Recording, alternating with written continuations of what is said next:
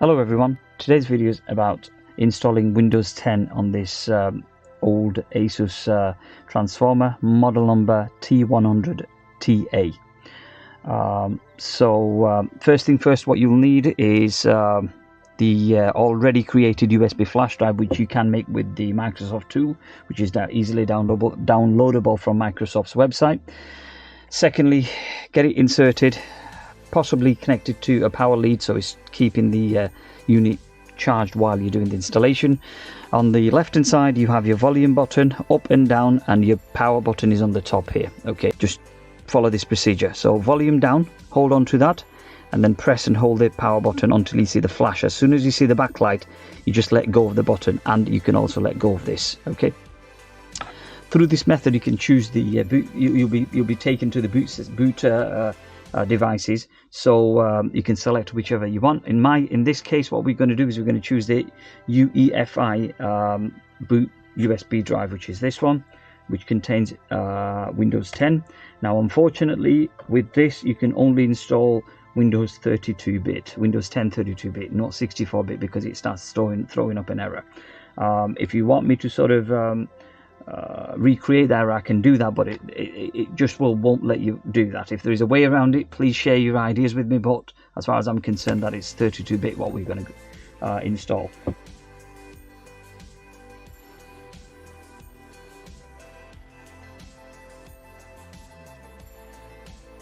Now here, obviously, language to install, which is English, time and currency, English, UK, United Kingdom, and the keyboard input, United Kingdom. So what we'll do is select next, install.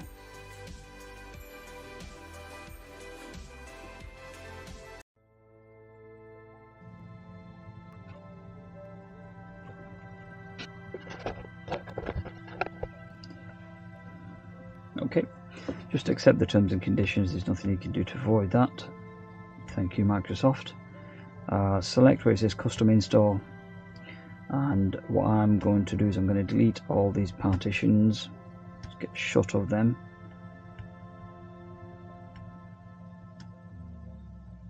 Okay, that can go, and also I'm going to get shut of the recovery partition because I don't need that. Alright, sadly this has a 32 gig of eMMC memory, so I just think it's just loads of nonsense. Right, okay, you don't have to format it, just press next and just wait till it finishes the installation.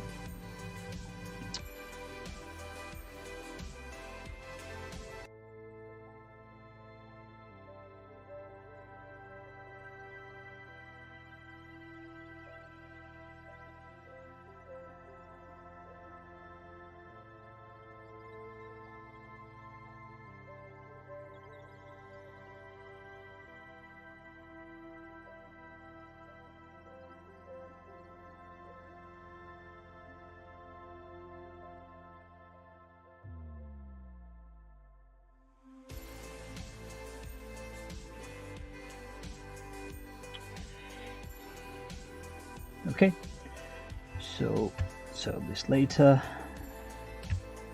Lastly, connect to your Wi-Fi and do all your updates and everything else, and we sort of you're good to go. So there you have it, it's all installed. Take care and hope you found this video useful. Peace.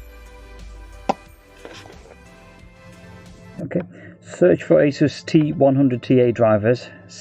The first link, Asus website, from Asus website, not third party. Click, scroll down, choose the drivers from the following list, and I think on the background it's running several updates, that's why it's making all these funny noises. But however, I would select anything from 8.1, whatever you can find on these folders. Download all the drivers and install them one at a time.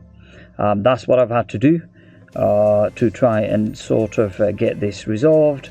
In terms of the BIOS, I wouldn't bother with it.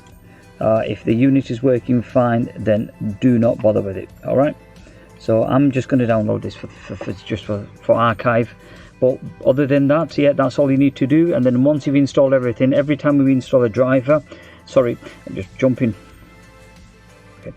Once you've installed all the drivers, each driver may ask you to restart the laptop. Do restart the laptop. Okay, that's important. It's very critical that you do that. All right. Otherwise, the installation may not complete successfully. So, on fresh install, touch screen wasn't working, sound wasn't working, the display driver wasn't installed.